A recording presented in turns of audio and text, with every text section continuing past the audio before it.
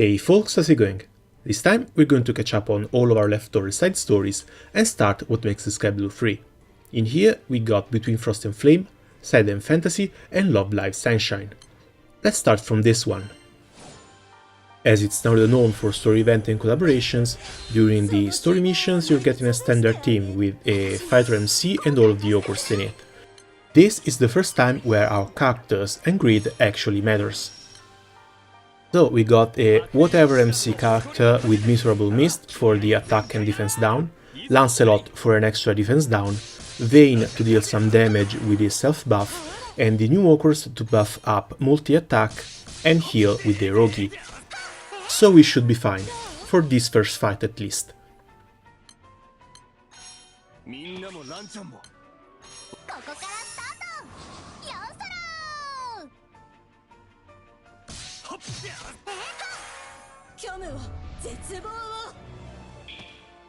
And so far we've seen that she deals a little bit of AoE attacks and this Shadowed debuff. Shadowed prevents a character from attacking, so we might want to bring a clear in the next run.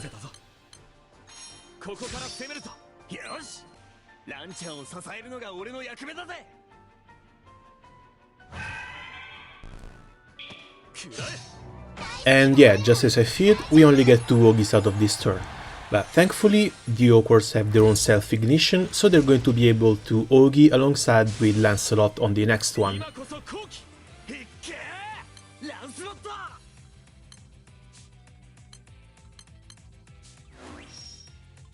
And while we're at it, we can get a bit of a bigger heal by boosting its stats.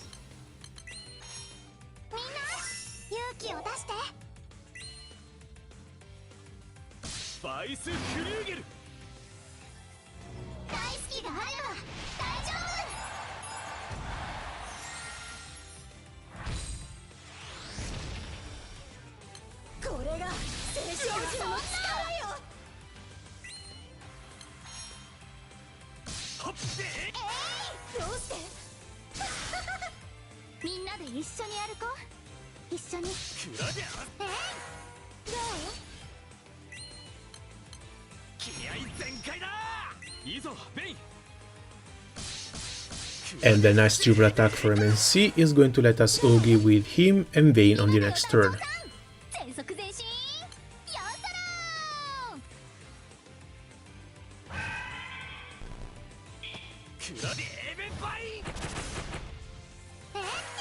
And that's it for the first fight. Now let's move on to the second.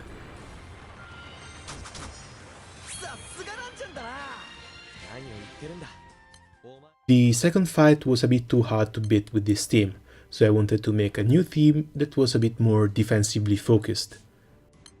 So first thing first, MC is going to turn into a Dark Fencer, bringing higher debuff success rate for the Miserable Mist, as well as Gravity and Delay, slowing down the boss's Ogi and keeping our team safe a little bit longer.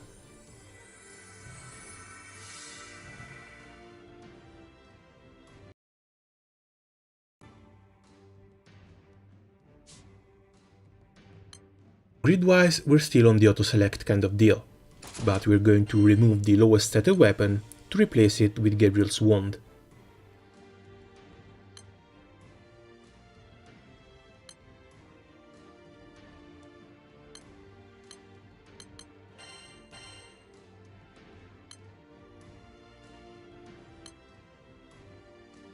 Just by doing this, we gain about 200 damage. Summon-wise, it's the same thing. Auto-select for water attack, and that's a nice quadruple 7 right there. Character-wise, we're going to need either a Veil or a Clear, so Catalina and Dio are going to be our 2 best choices. The Awkwards are going to be great for buffing and healing with their Rogi, and as far as damage goes, any of the other 4 characters are going to be decent at it. So that's our new team, and let's hope it works alright.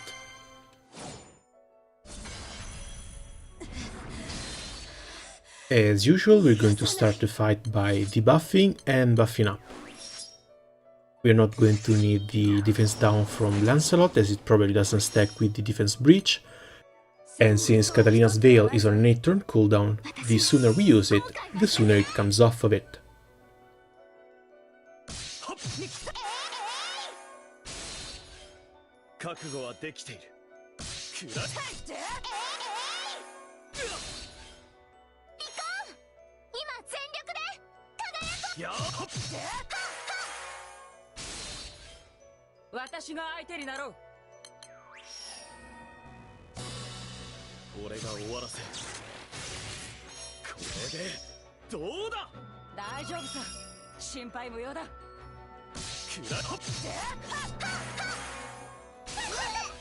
We somehow managed to stop right at 76%, so we can use Katarina's cut right in time for Itsugi.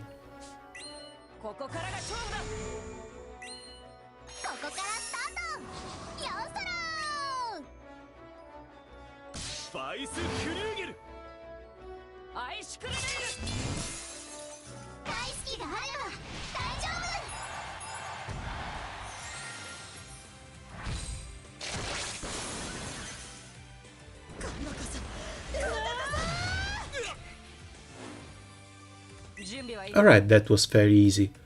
Now she can heal again by hogging her own side with MC.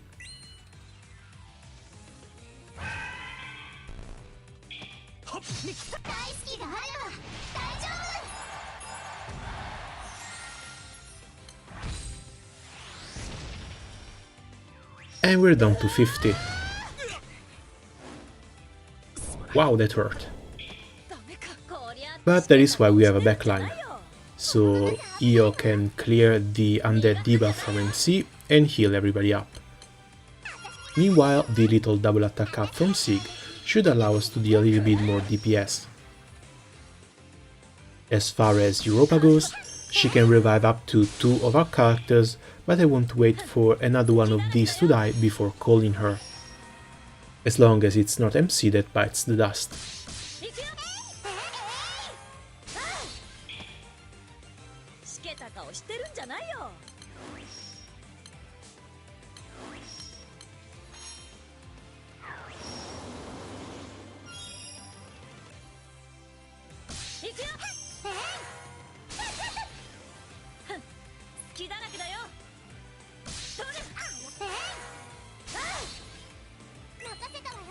Looks like MC is going to have to argue alone, but at least we can call Sandalphon up for a little bit of a heal and a medium attack boost.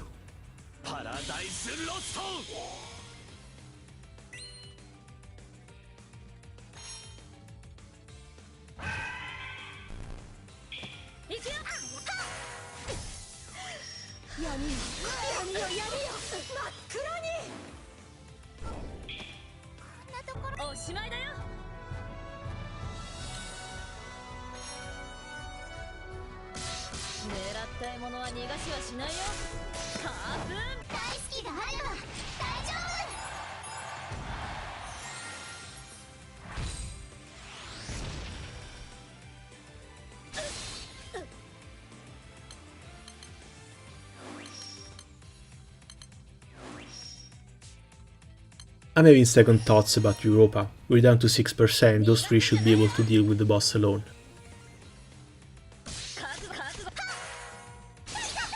Yep, just one more turn. And there we have it. Overall fairly challenging.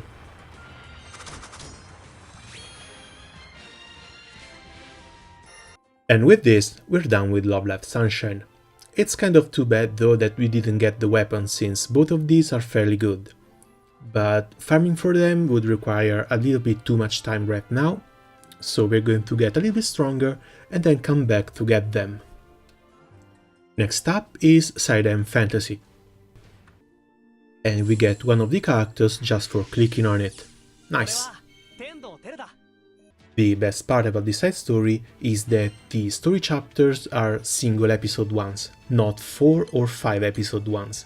So this whole side story is a 10-minute kind of deal, and it's very sweet. One weird part about it is that the final boss is light element, while the quest gives you fire, water and wind characters. That doesn't make much sense, but we have a very nice dark team now, so we should be able to take it on no problem.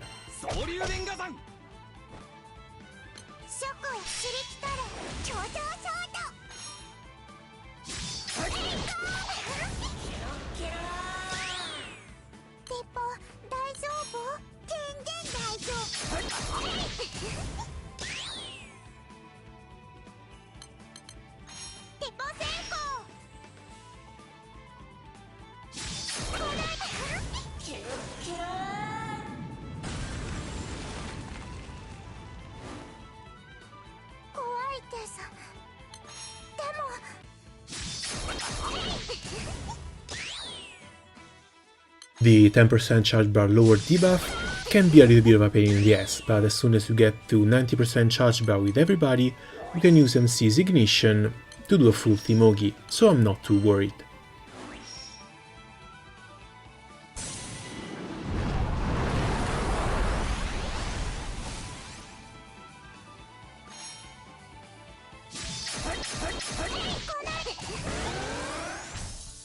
Or maybe not, I don't even think I need to.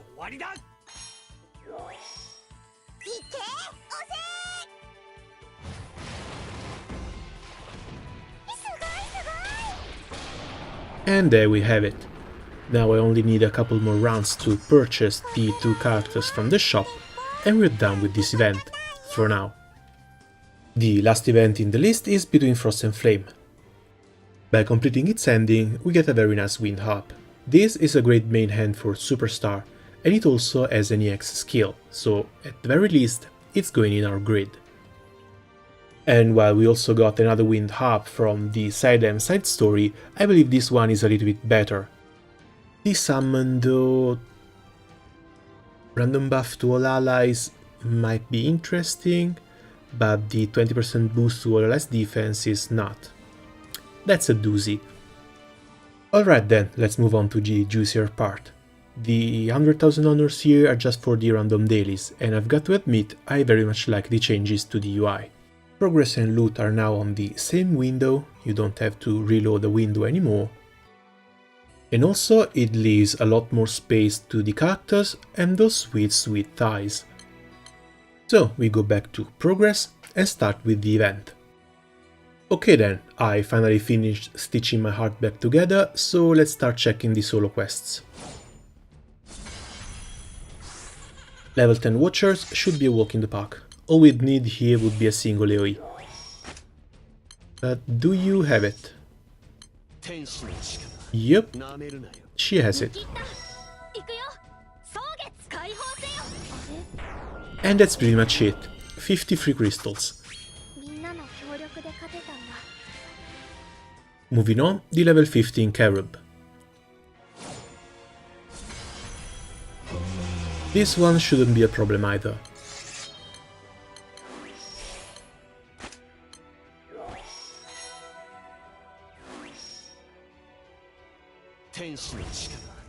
Fun fact, Sandalphon's skill names come from a metal band called Sonata Arctica. They've been a favorite of mine for quite a while, and I can't stop myself from humming whenever I read those names.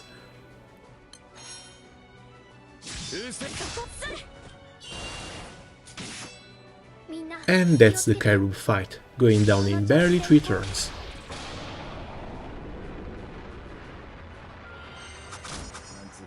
And for us, this is the challenge, level 30 Avatar Cherub for 100,000 honors.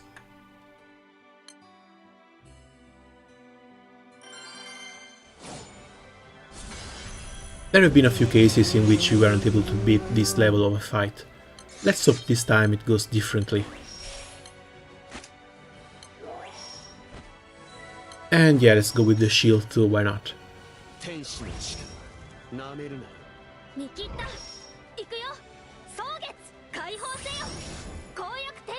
It's only a 500 HP shield, but it's better than nothing. At least it's going to negate most of the damage from his first attack.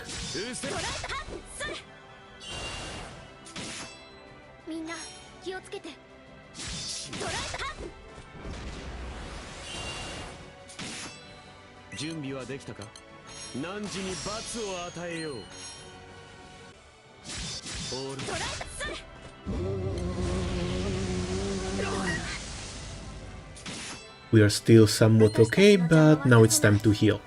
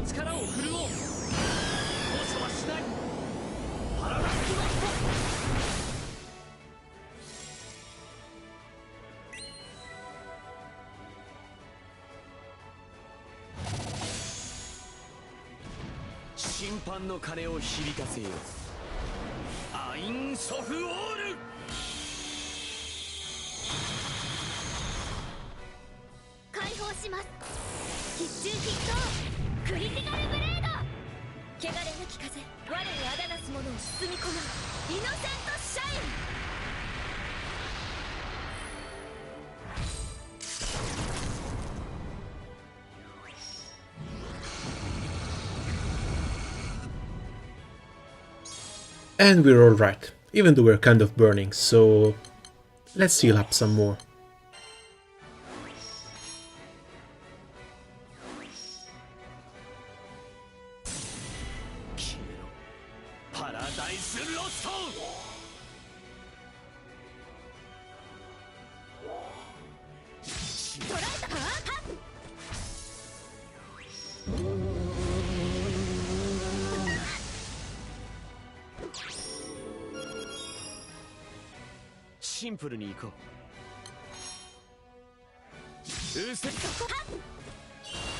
The two newcomers are getting dangerously low, I'm afraid we're going to lose them. So we buff up again, try and refresh that blind on the boss, and might as well transfer some charge buff from Tier to Sound of Phone. So we might be able to Ogi on the next turn. That's 92% on Sound of Phone, 80% on Sophie, so we're alright with the Ogi. Let's get that shield back up and throw a couple of potions down.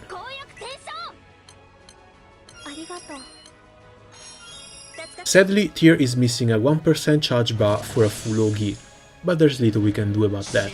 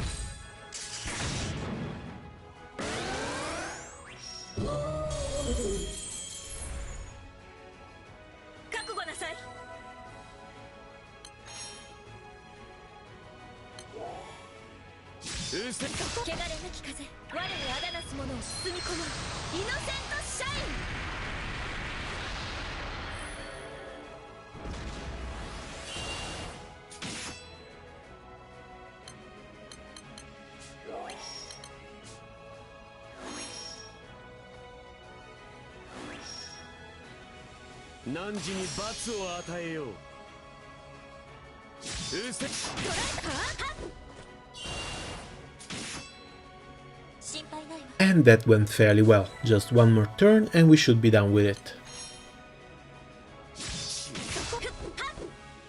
Or maybe not. 2000 AoE damage, but at least Thunderphone is still alive. That wasn't perfect, but a win is a win, and I'm going to take this one home.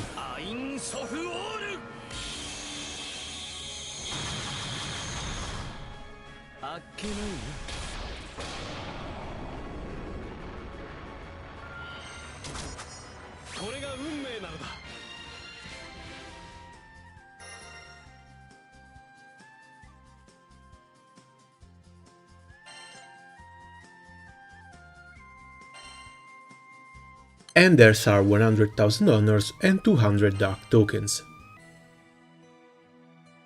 I don't think I even want to try the level 50. Instead, let's go take a look at the loot and see what we should aim for.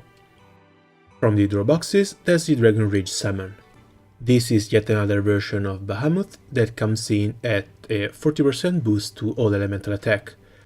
This could be a decent placeholder for elements in which we don't have a 50% attack boost summon yet. The summon call is also quite alright. A medium boost to all allies attack and defense could be very handy, as could be the 10% boost to charge bar. So I definitely want elites for copies of this. Weapon-wise, we get the Cherubim's Lance. This is a Dark Spear that's synergized with stamina builds. Upon Ogi, it heals all of the allies for 700 HP and grants one of these random buffs. The first skill is a generic EX attack boosting skill, but when equipped as a main weapon, it boosts all allies' attack based on how high the main character's HP is. This can go as high as 10% at 100% HP and as low as 1% at 50% HP. And while 10% is not that big of a buff, this still looks like a very good main-hand weapon for sages and Spartans. Well then, that's it for now. In the next part we'll be going over what makes the Skyblue 3 Part 2, as well as what Ethma weapon to choose. See you soon, ciao!